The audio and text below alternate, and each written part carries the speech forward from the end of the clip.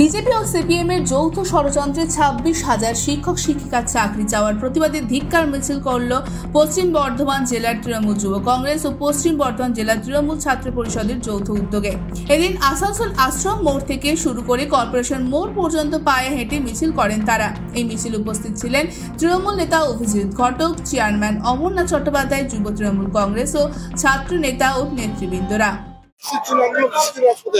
আজকে আমরা দেখেছি আমাদের যারা শিক্ষক শিক্ষিকা পশ্চিমবঙ্গের প্রায় 26,000 শিক্ষক শিক্ষিকা চাকরি চলে গেছে।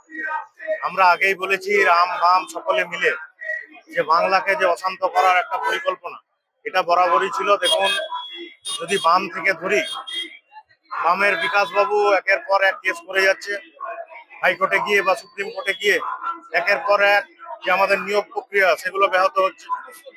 অন্যদিকে আমরা দেখছি অভিজিৎ গঙ্গোপাধ্যায়ের মতো লোকেরা যারা বিজেপিকে তোষামোদ করে, যারা একটা বিভিন্ন জায়গা পাওয়ার, বিজেপিকে তেলিয়ে যারা একটা জায়গা পাওয়ার যে তোষামোদকারী যে মানে ওরা যে চেষ্টা করছে সেরকম ভাবে একটা ভালো জায়গা পাওয়ার।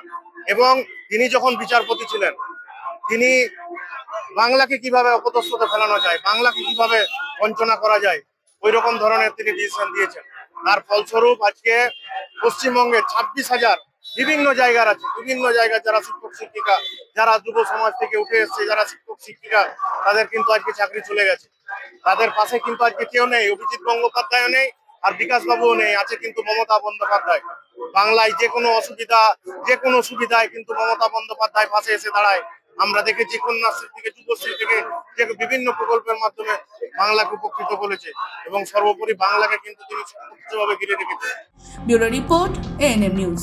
আরও খবরের আপডেট পেতে সাবস্ক্রাইব করুন আমাদের ইউটিউব চ্যানেলটি আর বেল আইকনে ক্লিক করুন নোটিফিকেশনস পেতে।